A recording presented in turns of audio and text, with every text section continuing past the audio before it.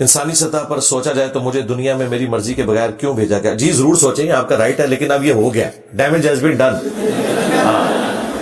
اس کو آپ یوں سمجھیں کہ آپ کو اگر کوئی شخص سمندر میں پھینک دے اور دوسرا شخص کنارے پہ کھڑے ہو کے آپ سے یہ کہے کہ بھائی اس طرح ہاتھ پاؤں چلاؤ تو تم کنارے لگ جاؤ گے، اور آپ آگے سے ضد میں آ جائیں اور آپ یہ کہیں کہ نہیں منو پہلے دسو منو سٹیا کنے ہے، تو بس آپ یہ پوچھتے رہے تو آپ جائیں گے ڈوب. آپ کے بچنے کی راہ صرف ایک ہی ہے کہ ہاتھ پاؤں مارے اس شخص کی انسٹرکشنز کے مطابق جو کنارے پہ کھڑے ہو کر آپ کو گائیڈ کر رہا ہے، یعنی وقت کا پیغمبر، اور وہ بتا رہا ہے کہ اس بھنور سے نکلنے کا یہ راستہ ہے. جب کنارے لگ جائیں گے تو انشاءاللہ پھر اللہ تعالیٰ سے جا کے گلے شکوے کر لیجئے گا، وہ آپ کا رائٹ ہے، لیکن اس وقت جو آپ جس پوزیشن میں ہے نا اس سے نکلنے کی کوشش کریں. جب حضرت ابوبکر مولا علی کے گھر جاتے رو پڑے جب مولا علی السلام نے بیعت کے لیے بلایا تھا، تو اس کے بعد حضرت ابوبکر نے مولا علی کو خلیفہ کیوں نہیں بنایا؟ ضرورت ہی کو نہیں پڑی نا، حضرت علی نے ایکسپٹ کر لی نا، کیوں بنانا تھا خلیفہ؟ وہ تو خلافت، وہ تو بیعت ہو چکی بھی تھی. سقیفہ بنی ساعدہ والا جو معاملہ تھا اس میں الفاظ ہیں، حضرت علی نے کہا اللہ تعالیٰ نے جو آپ کو فضیلت دی ہے ہم اس پہ حسد نہیں کرتے. اور حضرت علی کو خود بھی پتا تھا، صحیح بخاری میں موجود ہے کہ عبداللہ ابن عباس رضی اللہ تعالیٰ عنہ کے جو والد تھے، عباس ابن عبد المطلب جو حضور کے چچا تھے، انہوں نے حضرت علی سے کہا کہ میں بنو ہاشم کے چہرے موت کے وقت پہچانتا ہوں، مجھے لگتا ہے کہ نبی علیہ السلام اب کچھ دنوں کے مہمان ہیں، ہم آپ علیہ السلام سے جا کے خلافت ڈیمانڈ کر لیتے ہیں. تو حضرت علی نے کہا کہ اگر ہم یہ کریں گے اور حضور نے انکار کر دیا تو ان کی امت کبھی بھی ہمیں بنو ہاشم کو خلافت نہیں دے گی. حضرت علی کو پتا تھا کہ نبی علیہ السلام اس چیز سے انکار کر دیں گے. ہاں امت خود چن لیتی، اس سے نبی علیہ السلام کو کوئی یعنی ریزرویشن نہیں ہونی تھی اگر حضرت علی کو چن لیتی، لیکن خود آپ نے نہیں کرنا تھا کیونکہ حضرت علی حضور کے بچوں کی جگہ تھے اور نبی علیہ السلام آپ کو پتا ہے بادشاہ نہیں تھے، وہ پیغمبر تھے. تو باقی میری تفصیلی ویڈیو اس پہ مسئلہ 55B دیکھ لیں. اگر بیماری ڈاکٹرز کی رپورٹ میں بھی نہ آ رہی ہو، تمام ٹیسٹ بھی ٹھیک ہوں، تو اس کے لیے کوئی روحانی عمل ہو سکتا ہے؟ جی ضرور کریں، شرکیہ عمل نہ کریں، روحانی عمل ضرور کریں. بالکل، کس نے منع کیا؟ میری اس کے اوپر کئی ایک ویڈیوز ریکارڈ ہے، کریں.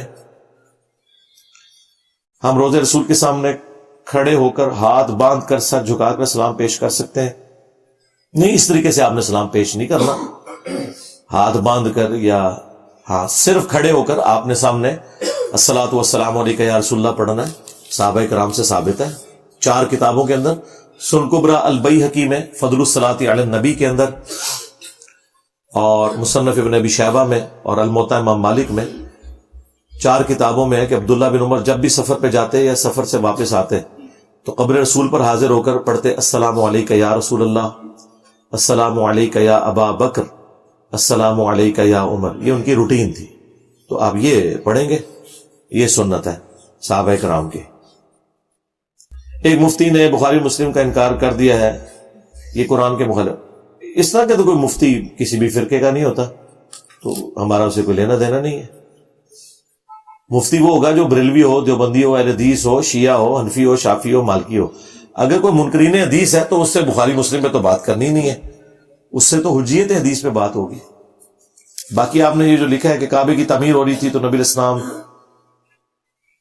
اور حضرت عباس اس کے لیے پتھر ڈھونڈ رہے تھے، تو حضرت عباس نے آپ صلی اللہ علیہ وسلم کو کہا کہ اپنا تہمت گردن پر رکھ لو. جب آپ نے ایسا کیا تو آپ گر پڑے. ہاں تو اس میں کیا، اس میں کوئی توہین والا معاملہ نہیں ہے. آپ کیا سمجھتے ہیں کہ آج بھی آپ اگر عربیوں کو دیکھیں نا، انہوں نے اپنے چوکوں کے نیچے بھی چھوٹے پجامے پہنے ہوئے ہوتے ہیں. اس سے کوئی ثابت نہیں ہوتا جو آپ ثابت کرنا چاہ رہے ہیں. اس طریقے سے بخاری میں آتا ہے حضرت موسیٰ علیہ السلام کے کپڑے لے کے بھاگ گیا تھا پتھر، تو ٹھیک ہے، وہ مکمل طور پہ کپڑے اتار کے تو کوئی بھی نہیں نہا رہا ہوتا، نیچے چھوٹا کپڑا تو ضرور باندھا ہوا ہوتا ہے. ہمارا بہنوئی بریلوی ہے، جب سے اسے پتہ چلا کہ ہم جنہی کو سنتے ہیں تو وہ ہم پر الٹے سیدھے فتوے لگا رہا ہے. آپ بتائیں ہم ایسی صورتحال میں کیا کریں؟ اللہ کے بندو، اب بھی آپ یہ مجھ سے سوال پوچھ رہے ہیں کہ کیا کرنا ہے آپ نے؟ چشتی رسول اللہ ایسی وڈی شاید تھوڑے ہاتھ دیتی ہے، ان کو پہلوان کو اس کے زور پہ گرائیں، یہ کرنا ہے آپ نے. اور اس کے لیے پہلے اشرفی رسول اللہ ڈسکس کرنا ہے. جب وہ اسے کفر کہے پھر اسے چشتی رسول اللہ بتانا, تو انشاءاللہ سارے معاملات بہتر ہو جائیں گے. گستاخانہ عبارتوں پہ بات کرنی ہے. بریلویوں سے ہمارا بنیادی اختلاف جو ہے وہ گستاخانہ عبارتوں پہ ہے, کیونکہ اسی کی بنیاد پہ انہوں نے باقی سارے فرقوں کو اپنے گستاخی کے نیزے کے نوک کے اوپر لیا ہوا تھا. لہذا ہمارا اب ان سے یہی اختلاف ہے. جب تک یہ مسئلہ ریزالو نہیں ہوگا آگے نہیں چلیں گے. کچھ لوگ قبرستان میں قبر کی مٹی کو ہاتھ لگا کر چومتے ہیں, کیا یہ جائز ہے؟ نہیں, اس طرح کوئی جائز نہیں. خام خام مٹی کو چومتے رہتے ہیں, کوئی تک نہیں بنتا اس کا. جو تنظیمیں انڈیا اور کشمیر میں جہاد کرتی ہیں, کیا یہ جائز ہے؟ بالکل کوئی جائز نہیں ہے جی, غلط ہے. انہوں نے دنیا کو یعنی ایک سمجھ لیں عذاب کے اندر مبتلا کیا ہے. اور وہاں کشمیریوں سے پوچھیں, وہ اتنی موٹی موٹی گالیاں نکالتے ہیں ان کو. یہاں چندے بٹورنے کے لیے ان کے کام ٹھیک ہے. اس طریقے سے اس ماڈرن دور میں آپ ملکوں سے علاقے چھین سکتے ہیں. چھوڑیں, آپ اپنی حفاظت کر لیں, بڑی بات ہے.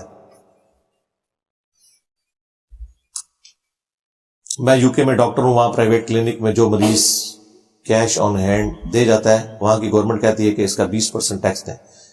کیا میں یہ 20% رقم خود منہا کر کے کسی مسلم ادارے میں وہاں یو کے میں نہیں, بالکل نہیں دے سکتے. یہ اتنی دور آپ دماغ ادھر لے گئے اپنا.